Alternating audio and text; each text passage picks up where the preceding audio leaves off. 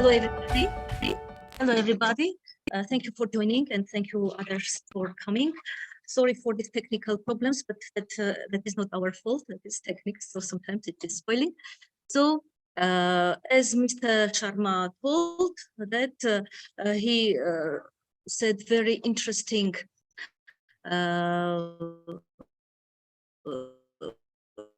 facts about Arahata, as you say in Indian language.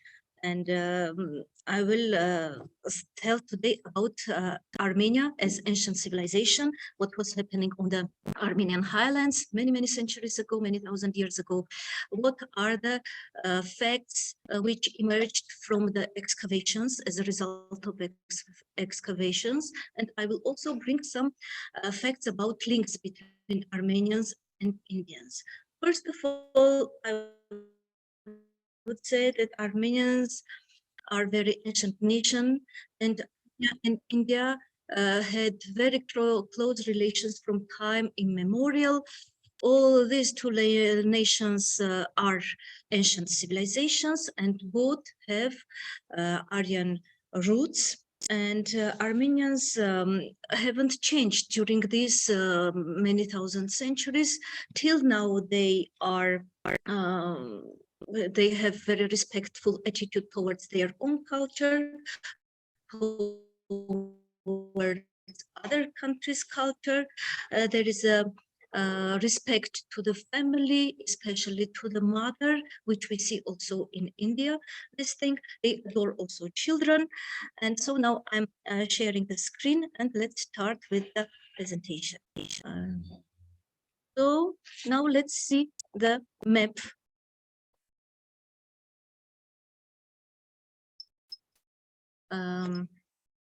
Map of the world. Now the present Armenia is very small. It is between the Caspian and Black Sea. It is located there, only 30,000 square kilometers. But many years ago, Armenia was here. And now let's start from Bible, what is said in the Bible about the location of Eden. Where is the paradise? So in the Encyclopedia of Biblical, Theological, and Ecclesiastical Literature, which was published in 1894, we read the following. The biblical account of the Garden of Eden has for long preoccupied the minds and imaginations of theologians, believers, and countless adventurers of the past.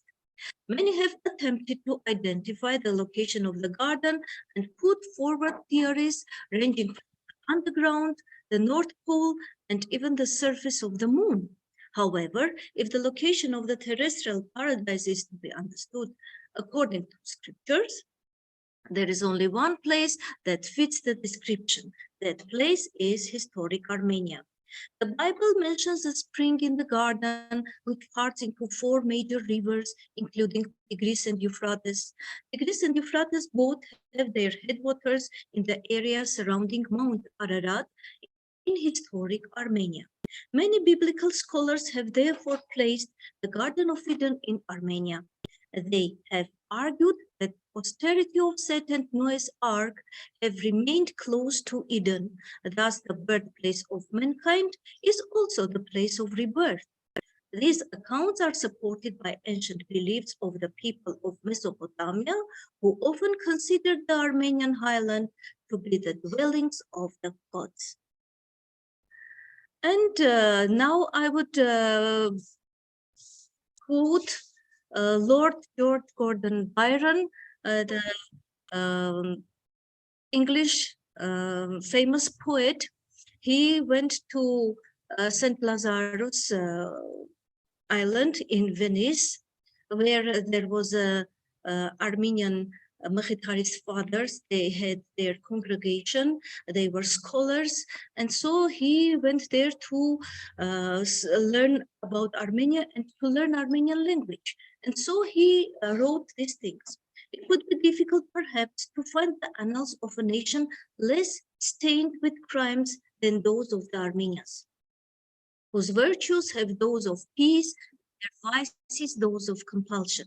But whatever may have been their destiny, and it has been bitter, whatever it may be in future, their country must ever be one of the most interesting on the globe. And perhaps their language only requires to be more studied to become more attractive. By the way, in the course, I will tell about the language. If the scriptures are rightly understood, it was in Armenia that paradise was placed. Armenia, which has paid as dearly as the descendants of Adam for the fleeting participation of its soil in the happiness of him who was created from its dust. And so in the end he says that, and where God created man in his own image. That is what Lord Byron said. And these are the maps from medieval ages, where it is written, there we see Armenia on the map, Mount Ararat, and the paradise which is mentioned. So on this medieval ages maps.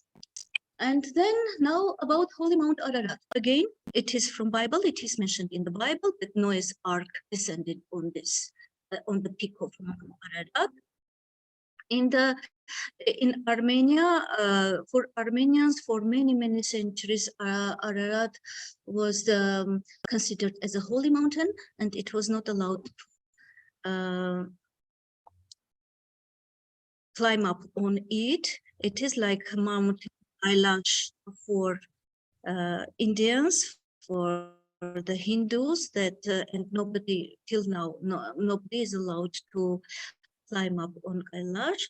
So the same with Ararat, but in 19th century, one German scholar came to Armenia with his Armenian student, Uttarapath, and they decided to climb up on this mountain to find the, maybe they will find the remnant of Noah's Ark. And they found something. And after them, people started to climb up the mountain, and some claim that they have found the remnants of the Noah's Ark. Here on this, we see that picture that how Noah descended from the mountain Ararat after the flood. By the way, again, about the flood, there are many legends in different countries. In India also you have the legend about the flood. When there was a flood, all the mankind was destroyed, and only Manu was saved with his family.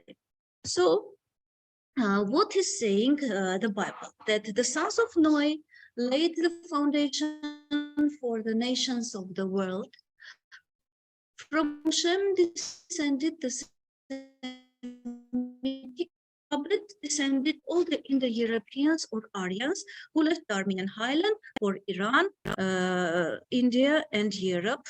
The remaining Aryans in the Armenian highlands were called Hais or Armenians, and our country Armenia, they say it is land of Aryan men. Then Habet gave birth to Gamer, Gamer Torgom, and Torgom to Haik. And who is Haik? Haik is the legendary patriarch of the Armenians. And excuse me, Naira ji? Yes. The slides are not moving. We are not able to see the movement of the slides. We are seeing only the first slide. Yeah, can you change? Can you change? Yeah, I talked to Zamir. I told Zamir to check it. He's there. Why? Please check the.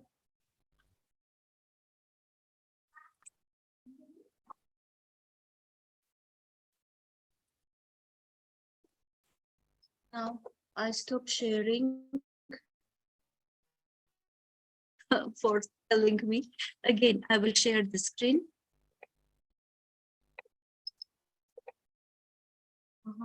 Can you see now the screen? Yeah. Yes. Now we can see. Yes. So again, then let me quickly go to the other. Yes. Yeah, please. Second slide. Yes.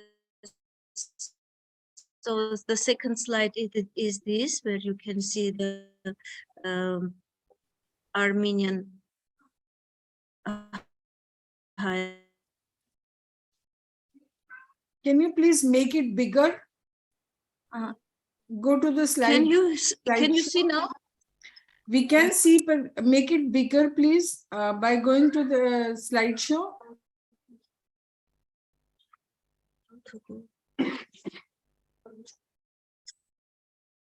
Okay, you can continue. I can't. Just a second. Slideshow. Oh, slide. Yeah, there. No. These are notes. No. Go to slideshow. Cup जैसा दिख रहा है ना नीचे icon एक. Something like a cup on your screen at the bottom bar. Okay, you go ahead. Okay.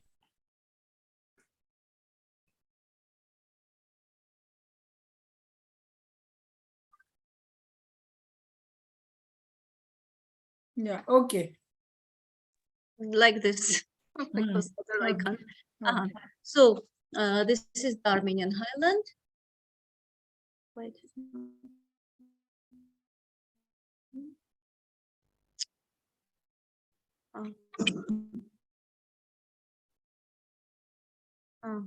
There it is written here. It is Armenia here, and this is shown paradise. That it is somewhere near the mountain Ararat, and this is another map here. See, it is written Armenia, and paradise is somewhere here. And now this is Holy Mount Ararat. This is our mountain. Unfortunately, now it is not on the territory of Armenia. It is on the territory of Turkey, because on the beginning of 20th century, when Turkey conducted the genocide of Armenians in 1915, 2 million Armenians were killed in the territory of Turkey. So this is now Noe descends from Ararat, and so the sons of Noe laid the foundation for the nations of the world. So I told you, from Shem descended the Semitic nations, Jews, Arabs, and others.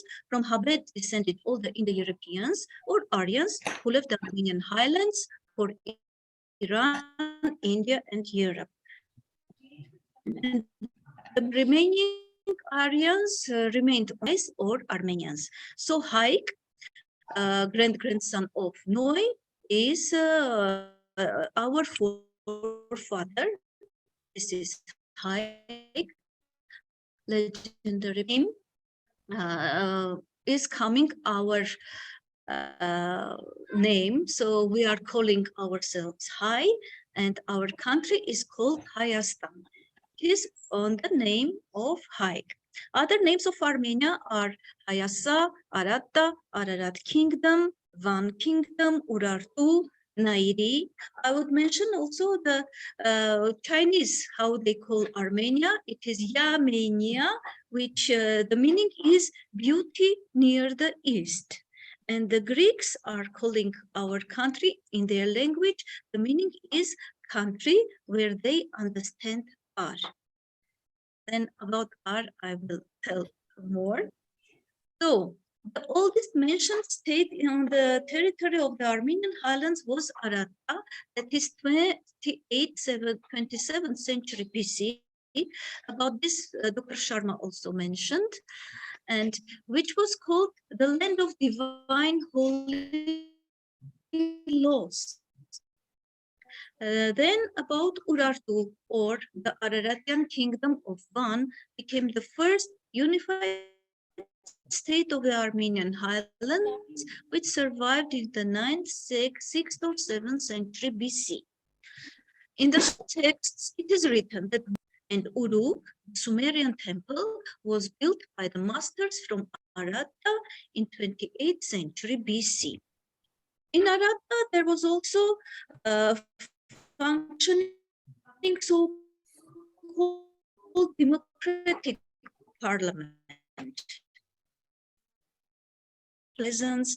They could be elected for 5 years, and they were really good, and they were making laws, declaring laws. And for example, there is one fact: in 16 AD, this assembly forced the Armenian king to resign. This in nowadays terminology we call impeachment. So the Armenian king was impeached by this assembly. So even that happened. And about other things during the Urartian period,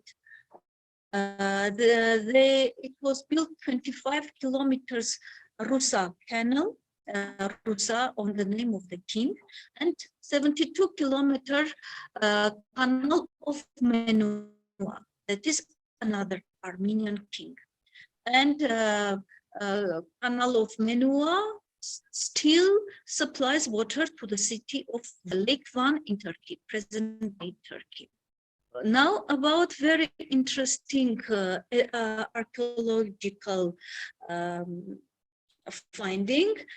It is called Ortasar, Naval Mountain in translation from Armenian, but it has Turkish name Göbekli Tepe.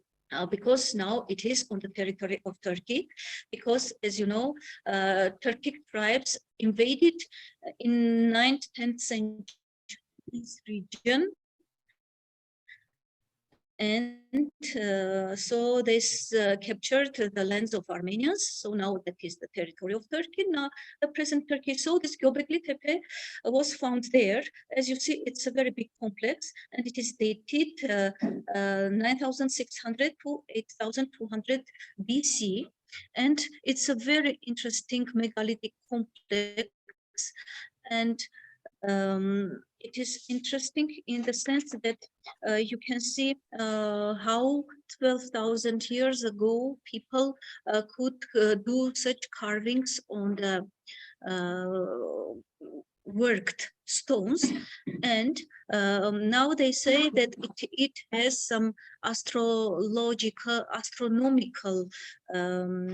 purpose, this megalithic mountain, and it is the unique one. There is no such a thing in the world so ancient and such uniquely done and very well done.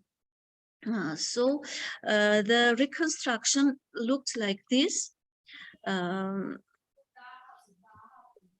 So that is about this Ortasar. That is naval. It's not showing. How is it? It's okay. Is it showing now? Yes. Now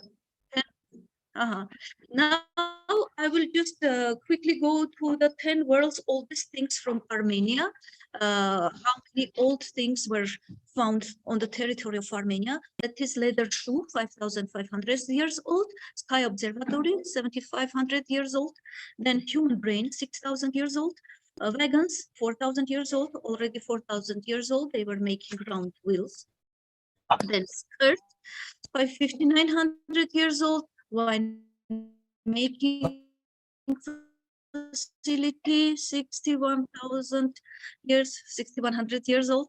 Metal smelting foundry, 6,000 years old. Stone Age tools was there also.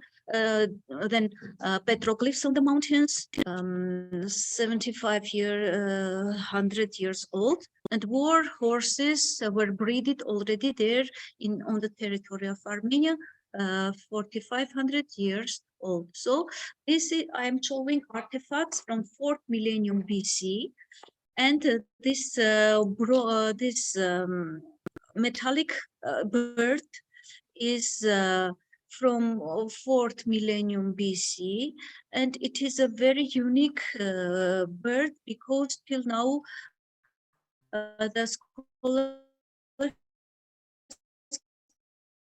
to chisel it, but the chisel was burned, but nothing happened to this bird. So this we can compare with the metallic pillar in Qutub Minar, that also that till now it is not spoiled. Yes, so they say maybe this bird is made of meteorite stone, and the same with this bed for the horse. And this also was found. This thing, the scholars say this is the like map of our sun galaxy. That is the sun, the moons, the other planets are here shown.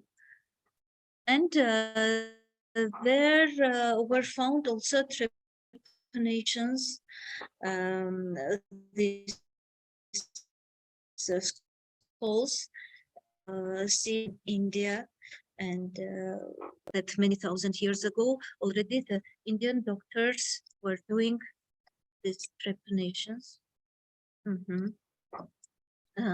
Then we are coming to other prehistoric sites in Armenia.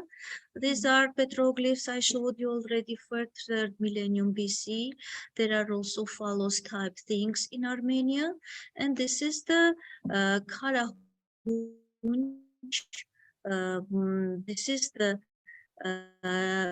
ancient sky observatory, which is 7,500 years old. So how it was working? There are holes on the stones on the top, on other stones also, and from here people were looking at the specific stars, and the researchers, the astronomers and physicists, mathematicians calculated, and they found out that the sky on which they were looking on this through these holes, it was like that 7,000 monument to 5,500 BC, and it is elder than English Stonehenge for 2,000 years. By the way, in Britain, there is an ancient book where it is written that Britons have come from Armenia. It is there in their books. So maybe Armenians were there, and so they built this Stonehenge also there, because as we see the names Karahunch and Stonehenge, it is the same word. In Armenian, Kar means stone, and henge, the English linguists can't properly explain what does it mean henge. And in Armenian language, hunch means sound.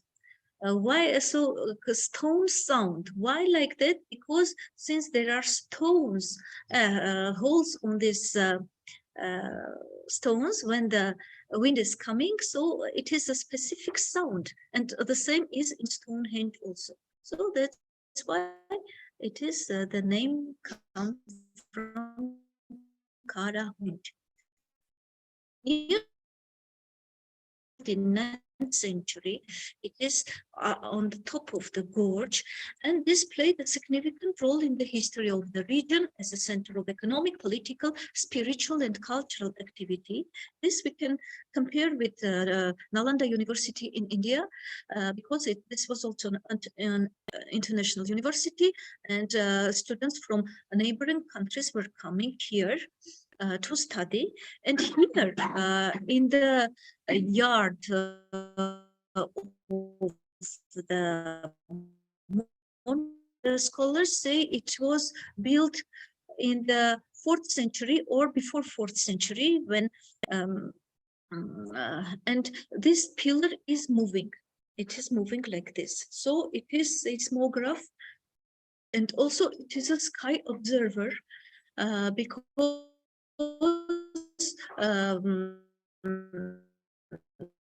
now 13th August, they come here to observe the sky, because that day see the Orion constellation is coming like this. So this is also about this. So this is very ancient pillar, and till now it is moving. And like always, it is showing the circle of the earth. And here we have sun, I can say it, sun clock. There is a pin here, and when sun moves, the shade is moving, showing the what time is it, and it is on the pillar. It is okay. Then, on the territory of Armenia, there were found also giants, the skeletons of giant people, and also the steppes. And so giants who lived on the territory of Armenia 5,000 years ago. And there are legends, we have many folk tales about giants. For example, one tale is about that when young men goes for hunting for the first time, the parents were saying, you go this side to this mountain, don't go to that side because there giants live, you can't deal with them. And by the way, our 5th century historian Moses Khorenatsi, in his book History of Armenia, says that our ancestor, our forefather Haik, I already told you about him, he was a giant. So from his book, we read the following, that first gods were fearsome and majestic, and were behind the greatest blessings in the world, the beginning of the earth and its settling by people. From those people, a generation of absurdly huge giants has separated. One of them was Haik, a famous and brave leader and an accurate man. So maybe you know about the hypothesis that from other planets people came and they breeded people here on the earth. So maybe about this is that what Moses Khorenatsi tells us. So this is, I'm just showing the map of Asia Minor. It is this one where Armenia was situated, located. Then there was the big Armenian Empire in the 1st century BC. It was from sea to sea. It was covering territory between 3 seas. And that was the time of the king Tigranes II the Great, who was the king from 95 till 55 BC. And since we don't have time, I would suggest you to watch this documentary about Tigran the Great, the Patriot Emperor. So, because I don't have time to elaborate. So from this documentary, you will learn about a lot about Armenia of that period. Then after that, this was the geographic and political shape of ancient Armenia. It was called the Great Armenia. That was historical Armenia, covering 300,000 square kilometers.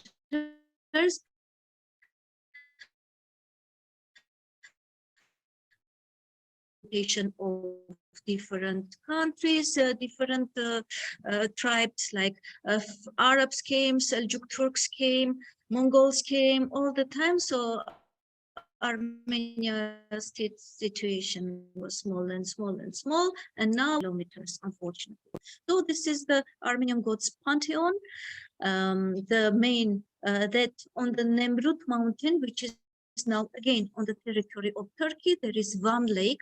Near Van Lake, there is this monument. It is, of course, reconstruction of the monument of Armenian gods. But since Turks want to destroy everything what is related to Armenians, that's why they destroyed this like this. So this now this is the situation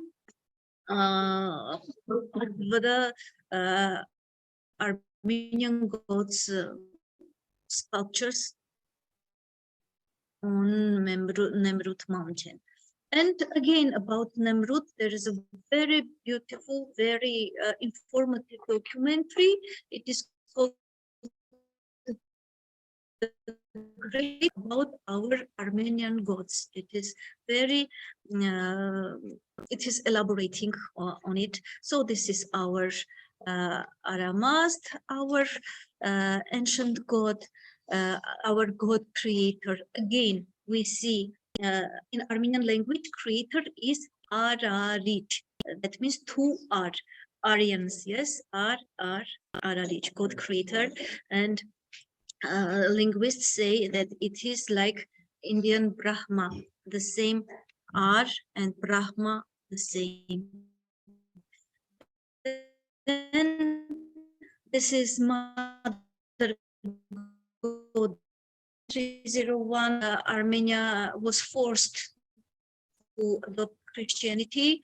Everything was destroyed. All our books, our alphabet, our ancient artifacts and sculpture of gods were all destroyed.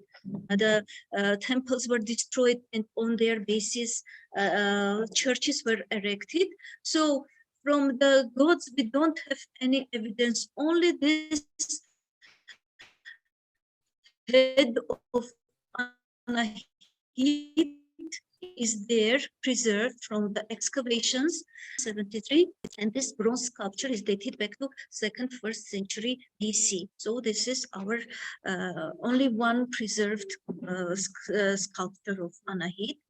Then Bahagan, god of fire, war and courage, conqueror of dragons, and the same you have god Agni. Again, it is the same name, Bahagan and Agni. And again, now only this hymn to Vahagan is preserved in our scriptures. And we see that in travail were heaven and earth, in travail to the purple sea. Recording in progress.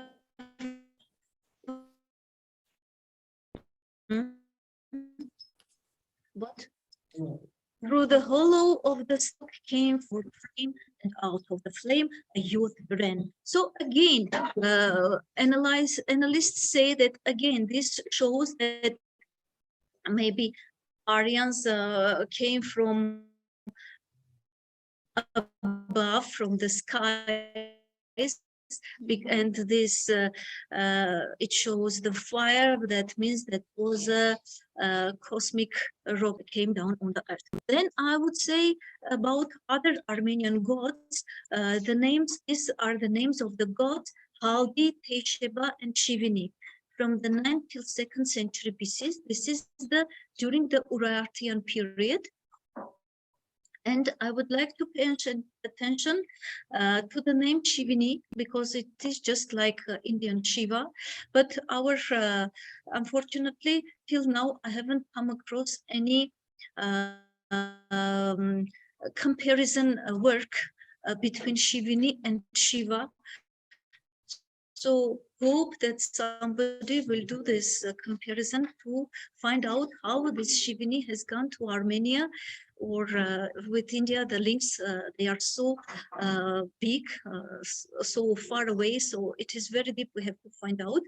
And by the way, let me tell you another important fact, that in the 2nd century BC, Indians, two princes, Indian princes came to Armenia. The king gave them a land, so they built their temples, they built their settlements, and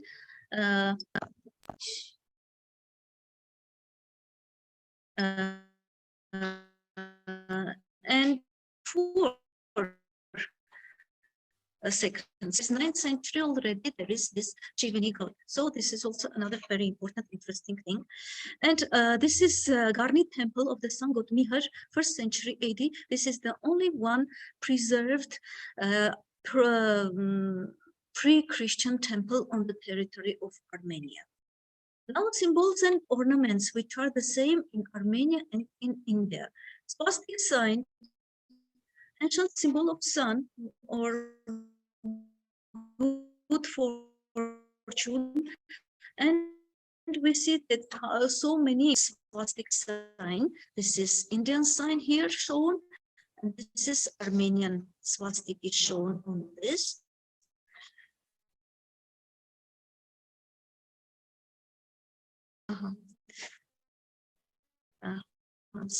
So acrostic sign, and this is Armenian sign. And here we also can see the stone carving, Armenia, and this is in India. Next, about hexagram, this Shiva Shakti, triangle in triangle is coming. And of course,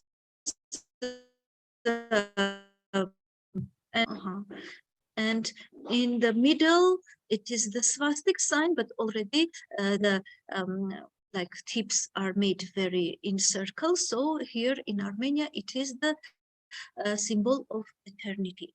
And these are ancient Aryan symbols from India and from Armenia. But after some time, Jews took this symbol, and now this is mostly known as Jewish symbol of King Solomon's temple, right? Then one thing I would also want to mention about Om and our Armenian letter E.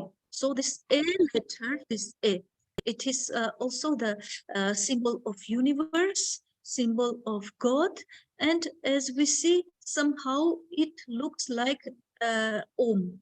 Yes, if we do like this, and it looks like Om. Then in other symbols, I will show you on the carpets. This is Armenian rug, 5th century BC, which is preserved till now in this situation,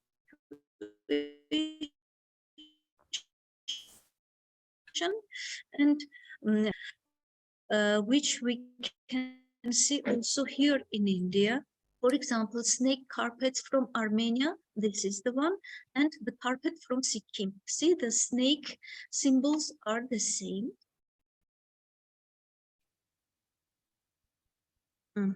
See, snake carpets from Armenia and Sikkim. Then we can see symbol bote, the same symbol we have on Indian saris and the same on Armenian traditional dress, the same symbol we have. And also here on it is Indian necklace, again this bote symbol we can see here. But then about Yerevan, I would just mention that Yerevan is was founded in 782 BC, and it is 2,804 years old, and it has its passport. This is this stone. On the stone it is carved that by the greatness of the god Khaldi, Argishti, son of Menua, that is the king at the time, built this mighty stronghold and proclaimed it Erebuni for the glory of Biainili, that Urartu's name, and to install fear among the king's enemies. Argishti says the land was a desert before the great works I accomplished upon it.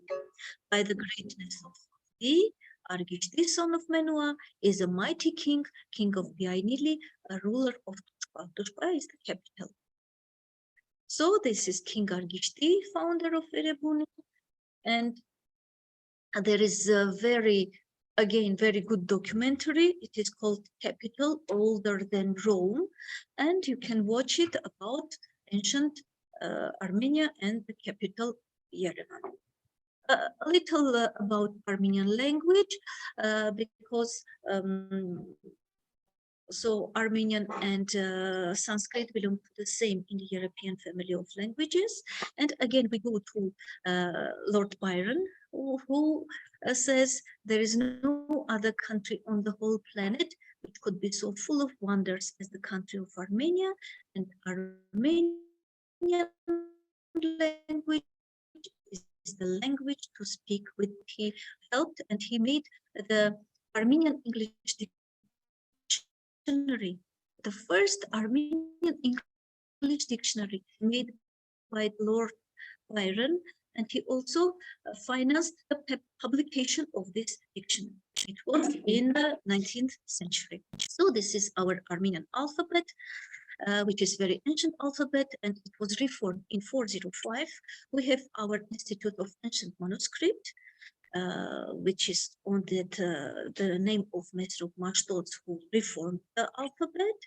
And here are preserved 15,000 manuscripts from all over the world.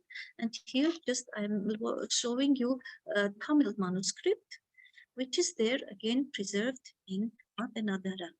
This is Armenian alphabet, which is very unique.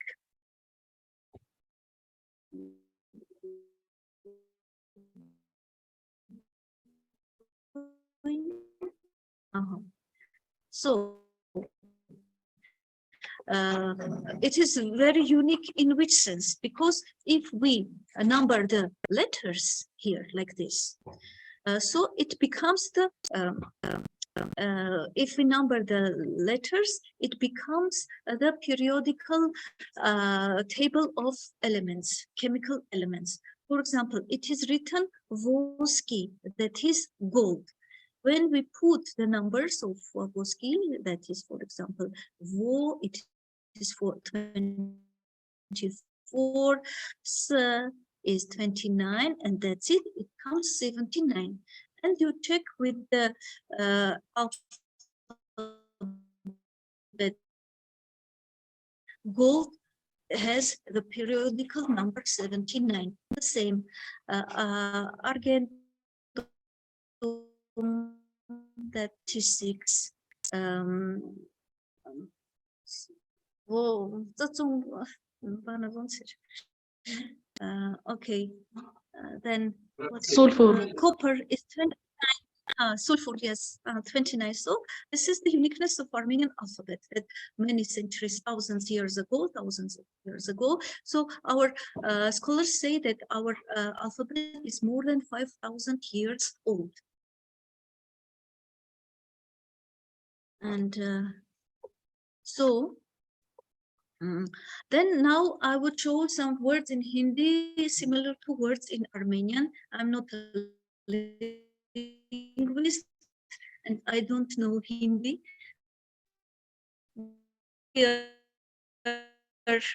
Listen talks in Hindi language, I can make out some Armenian words, but they are the same in Hindi and in Armenian. So that is ha, das, hazar, dadi, nani, bala, balak, rang, kajer, chukandar, chinar, dalchini, dard, fidayin, jan, bakra, kursi, afsos, bahana, shakar, jadu, nazuk, kendra, takhti, tandur, tap, the holak, and verbs marna, tukna, and also names. The same in Armenian language and Hindi. In India, I come across Gohar, Kochar, Seth, Ananya, Aram, Arman, Agastya, we say Agassi, Zoravar, Karan, Karen, Vartan, Kalantar, and if I stay here more, I will find more these words. So I have